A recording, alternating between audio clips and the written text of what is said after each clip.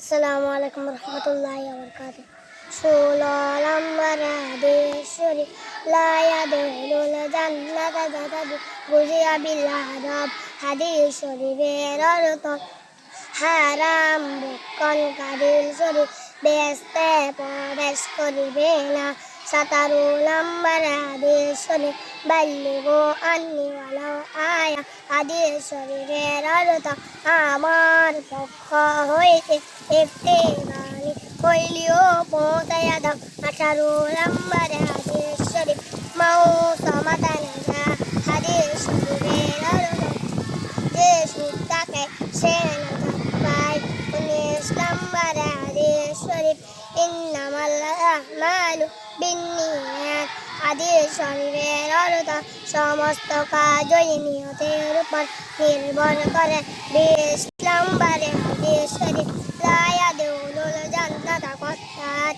হাদিস শরীফের অর্থ কুল বেহেশতে প্রবেশ করিবে না। 21 নম্বর হাদিস শরীফ লা ইয়াদখুলুল জান্নাতা কাতিহ।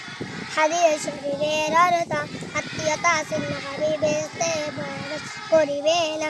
22 নম্বর হাদিস শরীফ আয-যুলমু যুলুমাতুন ইয়াউমাল কিয়ামাহ। হাদিস শরীফের অর্থ জুলুম কিয়ামতের দিন ভীষণ অন্ধকার হইয়া দেখা দিবে। 23 নম্বর হাদিস শরীফ আল গিনা গিনান নাফসি। প্রকৃত ধনী হইল আত্মার ধনী। 24 নম্বর হাদিস শরীফ কুল্লু বিদআতিন দালালা। হাদিস শরীফের অর্থ প্রত্যেক বিদআত গুমরাহি বা পথভ্রষ্টতা। 25 নম্বর হাদিস শরীফ আম্মুর রজুলি সিনহু আবিহ। হাদিস শরীফের অর্থ চাচা বাপের মতো। 26 নম্বর হাদিস শরীফ আল মুসলিমু আউল মুসলিম।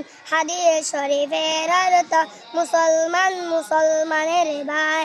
27 নম্বর হাদিস শরীফ আহাব্বুল বিলাদি ইলাল্লাহি মাসাজিদুহা ওয়া আবগুদুল বিলাদি ইলাল্লাহি আসওয়াকুহা। হাদিস শরীফের অর্থ আল্লাহ তাআলার নিকট সবচেয়ে প্রিয় জায়গা মসজিদ এবং সবচেয়ে খারাপ জায়গা বাজার। 28 নম্বর হাদিস শরীফ ইয়াকুম ওয়াল হাসাদা ফাইন্নাল হাসাদা ইয়াকুলুল হাসানাতি কামা তাকুলুন নারুল হাতাবা। হাদিস শরীফের অর্থ হিংসা হইতে দূরে থাকো, কেননা হিংসা নেকিকে ধ্বংস করিয়া দেয় যেমন আগুন শুকনা কাঠকে। 29 নম্বর হাদিস শরীফ আকসিরু যিকরা হাযিমিল লাযযাতিল মাউত। হাদিস শরীফের অর্থ তোমরা অধিক পরিমাণে মৃত্যুকে স্মরণ করো, কেননা মৃত্যু দুনিয়ার স্বাদকে ধ্বংস করিয়া দেয়।